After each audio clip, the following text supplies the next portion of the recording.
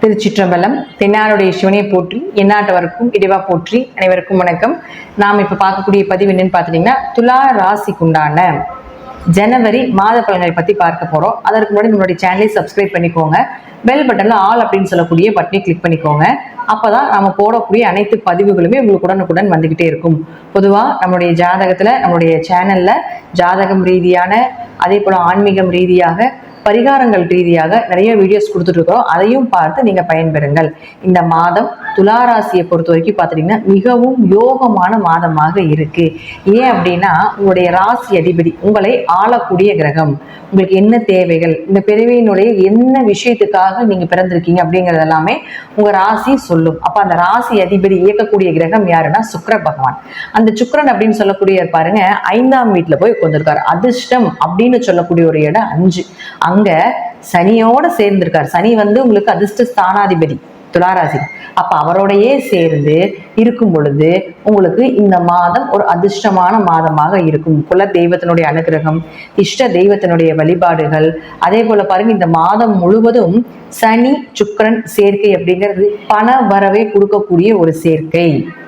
ஜாதகத்திலேயே சனி சுக்கிரன் சேர்க்கை ஒரு ஜாதகத்துல இருக்கு அப்படின்னாலே அந்த இடத்துல பண வரவு இருந்து கொண்டே இருக்கும். எப்பொழுது ஜீவனத்துக்கு குறைவு இருக்காது அப்படிங்கிறது அமைப்பு. இது போல நிறைய சேர்க்கைகள் இருக்கு பண வரவுக்கு உண்டானது. அப்படி பார்க்கும்பொழுது அதுல இதுவும் ஒரு சேர்க்கை. அப்போ இயற்கையா உங்க ராசி அதிபதியே சனியோடு சேர்ந்து நிற்கும் பொழுது எப்பொழுதுமே பண வரவு இந்த மாதம் இருந்து கொண்டே இருக்கும்.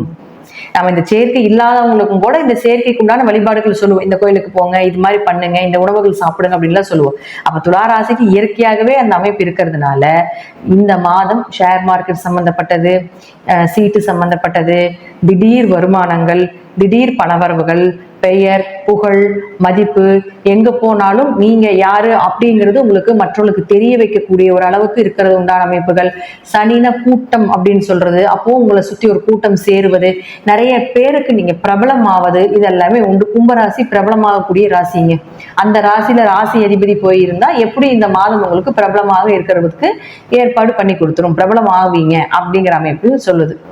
அடுத்தது பாருங்க, அவரை 8ஆம் அதிபதியாய் 5ல் இருக்கிறதுனால சில கிரக சேர்க்கைகள் போல சில கட்டங்களுக்கு கூடிய அமைப்பு, அதாவது லக்னாதிபதி, 2ஆம் அதிபதி, 5ஆம் அதிபதி, 8ஆம் அதிபதி, இது குறிப்பிட்ட ஒரு அதிபதிகள் சேர்க்கையினுடைய தொடர்புகள் இருந்தால் உழைப்பில்லாம மறைமுகமாக பணம் நிறைய வரும் அப்படிங்கிற அமைப்பு உண்டு. அப்ப துளாராசியை பொறுத்த வரைக்கும் அது நிறைய வர்றதுக்கு உண்டான வாய்ப்புகள் உண்டு.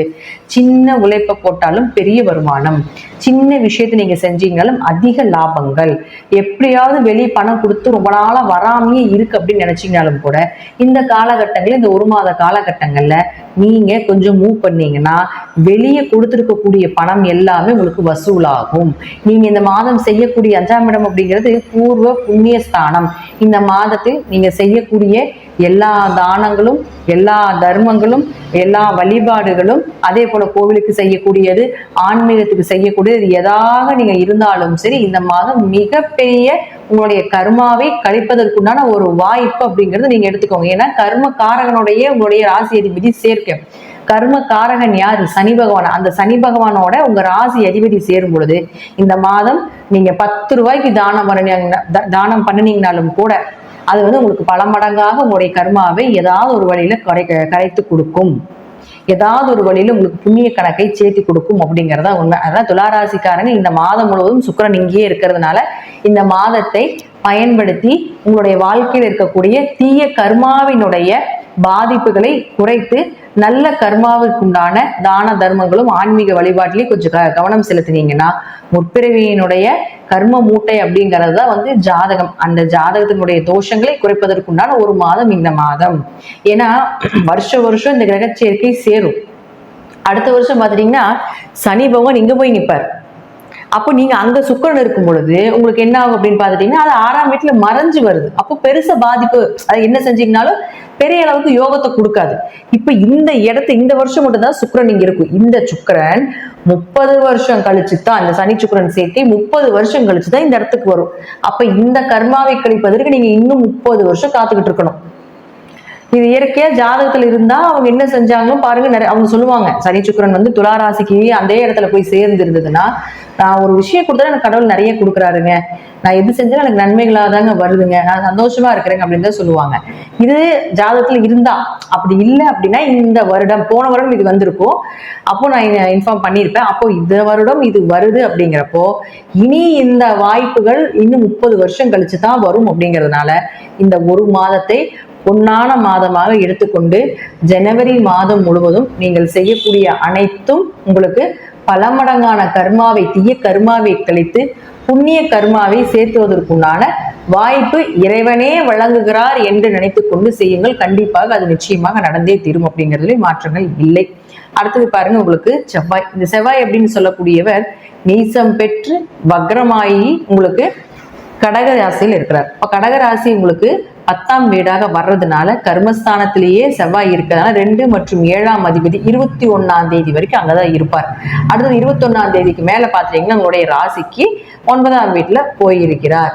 அப்போ ஏதாவது ரொம்ப முக்கியமான விஷயங்கள், சுப நிகழ்ச்சிகள் சம்பந்தப்பட்டது பேசணும், திருமணம் சார்ந்த விஷயங்கள் ஏதாவது பேசணும், பொண்ணு மாப்பிள்ளை சம்பந்தப்பட்டது, எதிர்பார்த்த வரன் வேணும் அப்படின்னு நினைச்சீங்கன்னா 21ஆம் தேதிக்கு மேல வைத்துக் கொள்வது என்பது ஒரு சிறப்பான மாதமாக இருக்கும். அது வரைக்கும் யாருக்கு வாக்கு கொடுக்காம இருக்கிறது, பணம் கொடுக்கல் வாங்கல கொஞ்சம் கவனமா இருக்கிறது, திருமண வாழ்க்கையில கணவன் மனைவி உறவுக்குள்ள சில கருத்து வேறுபாடுகள், கோபங்கள் இதெல்லாமே இருக்கிறதுக்கு உண்டான சின்ன சின்ன சண்டை சச்சரவுகள் இதெல்லாமே இருக்கிறதுக்கு உண்டான வாய்ப்புகள் உண்டு. இவர் இந்த துலா ராசிக்கு 21ஆம் தேதிக்கு மேல 2ஆம் அதிபதியும் 7ஆம் அதிபதியுமான செவ்வாய் 9ஆம் வீட்டுக்கு போகும் பொழுது எதிர்பார்த்த வரன் நீங்க நினைத்ததை விட நல்ல வரனா வர்றதுக்கு உண்டான வாய்ப்புகளும், பண வரவு அப்படிங்கிறது அதற்கப்புறம் அதிகரிக்கிறதுக்கு உண்டான வாய்ப்புகளும், நீங்க சொன்ன சொல், உங்களுடைய பேச்சுக்கு மரியாதை அப்படிங்கிறது எல்லாமே 21ஆம் தேதிக்கு மேல நடக்கும். அப்படிங்கிறதுல மாற்றம் இல்லை. அடுத்தது உங்களுக்கு உங்க ராசிக்கு குரு பாருங்க இயற்கையாகவே ரோகிணியில வக்ரம் ஆயிட்டு இருக்காரு. ரோகிணி யாரு? சந்திரனுடைய நட்சத்திரம். உங்க ராசிக்கு 10ஆம் அதிபதி. அப்ப துலா ராசிக்கு தொழில் ரீதியாக கொஞ்சம் ஏற்ற இறக்கங்களை இந்த வக்ரம் நிவர்த்தி ஆவது வரைக்கும் உங்களுக்கு நடந்து கொண்டேதான் இருக்கும். வக்ரம் நிவர்த்தி எப்ப ஆகிறார் அப்படின்னா பிப்ரவரி மாதம் 4ஆம் தேதி வக்ரம் நிவர்த்தி ஆகுது. அப்போ வக்ரம் நிவர்த்தி ஆகிற வரைக்கும் கொஞ்சம் தொழில் ரீதியாக, லாபங்கள் ரீதியாக கொஞ்சம் ஏற்ற இறக்கங்கள் இருக்கத்தான் செய்யும். அதனால நீங்க கவலைப்பட வேண்டிய அவசியங்கள் கிடையாது. அடுத்தது உங்களுக்கு சனி பகவான். சனி பகவான் 4 மற்றும் 5ஆம் அதிபதி. அவர் வந்து இயற்கையாக 5லயே இருக்கும் பொழுது வீடு, மனை ஏதாவது வாங்க, இந்த மாதம் ஏதாவது ஒரு பொருட்கள் கண்டிப்பா வாங்குவீங்க. குடும்பத்துக்கு தேவையானது புதுசாக ஏதோ ஒரு விஷயம் உங்க வீட்டுக்கு வந்தே தீரும். அப்படிங்கிறது தான் உண்மை. அடுத்தது பாருங்க, உங்களுக்கு புதன் பாருங்க உங்க ராசிக்கு 9 மற்றும் 12ஆம் அதிபதி. பூர்வீகம், பூர்வீக சொத்துக்கள், வெளிநாடு, வெளியூர் பயணங்கள், தந்தை இதெல்லாமே சொல்றது வந்து உங்களுக்கு இந்த புதன் தான். இந்த புதன் பாருங்க உங்களுக்கு 4ஆம் தேதி வரைக்கும் தான் விருச்சிகத்துல இருப்பார். அடுத்தது பாருங்க 3ஆம் வீட்டுக்கு வரார். 3ஆம் இடம் அப்படிங்கிறது ஒரு பெரிய மறைவு ஸ்தானம் கிடையாது. அதனால 9ஆம் அதிபதி 3இல் இருந்தாலும் பெரிய அளவுக்கு இந்த காலகட்டங்களில் பூர்வீக சொத்தை பத்தி பேசாம இருக்கிறது, தந்தையினுடைய உடல்நிலையில கொஞ்சம் கவனமாக இருக்கிறது, இது போல சில விஷயங்கள் செய்தீங்கனாலே போதும். அப்படிங்கிறது தான் ஒரு மாற்று கருத்தாக நீங்க என்ன செய்யலாம் அப்படின்னு பாத்துட்டீங்கன்னா, ஒரு தேவையில்லாத விஷயங்கள் பூர்வீக சம்பந்தப்பட்டது வருது, ஒரு யாராவது ஒருத்தர் பத்தி உங்களுக்கு தேவையில்லாத விஷயங்கள் வருது, பங்காளி உறவுகள் ஒரு பஞ்சாயத்து ஏதாவது வருது அப்படின்னா அதை தவிர்த்து கொள்வது என்பது சிறப்பான அமைப்பு. ஏன்னா 3ஆம் இடம் அப்படிங்கிறது முயற்சி, வெற்றி, விஜயம், வீரம், தைரியம் இது எல்லாமே 3ஆம் இடம் தான். அப்ப அந்த 9ஆம் அதிபதி 3இல் இருக்கும்போது இது சார்ந்த விஷயத்துக்குலாம் சக்சஸ் கொடுக்குமே தவிர படிப்பு சார்ந்த விஷயத்துல கொஞ்சம் மந்த நிலைகளையோ அல்லது மனப்பாடம் ஆகாம போறதோ, உயர்கல்வி சார்ந்த விஷயத்துல கொஞ்சம் கவனமாக இருக்க வேண்டும். அப்போ 12, 3 தொடர்பு ஏற்படும் போது கண்டிப்பாக உங்களுக்கு ஒரு விரைய செலவுகள் உண்டு. அது வெறும் 20 நாள் தான். பாருங்க, உங்களுக்கு 4ஆம் தேதியிலிருந்து 24ஆம் தேதி வரைக்கும் தான் புதன் இங்க இருப்பார். 24ஆம் தேதிக்கு மேல போயிடுவார், மகரத்துக்கு போயிடுவார். அது வரைக்கும் கொஞ்சம் கவனமாக இருந்து செயல்படுத்துங்க. மருத்துவ செலவு, ஹாஸ்பிட்டல் செலவு, தேவையில்லாத அலைச்சல், தேவையில்லாத பயணங்கள், எதுக்கு அலைறீங்க, ஏன் அலைறீங்கன்னு தெரியாத அளவுக்கு கூட இருக்கிறதுக்கு உண்டான அலைச்சல்களை ஏற்படுத்தி கொடுக்கும். அப்படிங்கிறது தான் முற்றிலும் உண்மை. இது அடுத்தது ஜாதகத்துல உங்களுக்கு சொல்லியிருப்பாங்க, இந்த மாதிரி இவ்வளவு தோஷங்கள் இருக்குங்க, நீங்க போய் வந்து இங்க வழிபாடுகள் பண்ணுங்க, இந்த ஸ்தலத்துக்கு போயிட்டு வாங்க, இத்தனை முறை வழிபாடுகள் பண்ணுங்க அப்படிலாம் நிறைய சொல்லியிருப்பாங்க இல்லைங்களா? ஜோதிடம் பார்க்கறதுல சொல்லியிருப்பாங்க. இந்த மாதம் அதை பயன்படுத்தி கொள்ளுங்கள். கர்மாவை கழிப்பதற்குண்டான ஒரு சிறந்த மாதமாக இந்த மாதம் செயல்படுறதுனால இதை பயன்படுத்தி கொண்டு வெற்றியை காணுங்கள். அப்படிங்கிறத உண்மை. ஒரு முறைக்கு பண்ணுங்க, 2 முறை பண்ணுங்க, 3 முறை பண்ணுங்க இப்படின்லாம் சொல்லியிருப்பாங்க. ஆனா இந்த மாதம் இந்த சனி சுக்கிரன் சேர்க்கை இருக்கிறதுனால இம்முறை செய்யக்கூடிய வழிபாடுகள் உங்களுக்கு பல மடங்கான கர்மாவை கழிப்பதற்குண்டான வாய்ப்பை ஏற்படுத்தி கொடுத்தே தீரும் அப்படிங்கிறது உண்மை. உங்களுடைய ஜாதகத்துல தசாபுத்திப்படி நான் சொல்லக்கூடிய கருத்துக்கள் சிறிது மாறுபடலாம். நன்றி. இன்னும் ஒரு நல்ல பதிவில் சந்திக்கலாம். திருச்சிற்றம்பலம், தில்லையம்பலம், ஸ்ரீ நரசிம்மர் திருடிகளே சரணம்.